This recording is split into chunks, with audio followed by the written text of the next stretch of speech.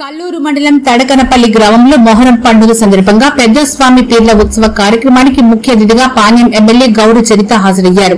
ప్రత్యేక ప్రార్థనలు చేశారు. ఈ సందర్భంగా ఎమ్మెల్యే మాట్లాడుతూ మొహరం వేడుకలు గ్రామంలో కలిసికట్టుగా జరుపుకోవాలని, గ్రామంలో అందరూ ఐకమత్యంతో మెలుగుతూ గ్రామాభివృద్ధికి పాటుపడాలని పిలుపునిచ్చారు.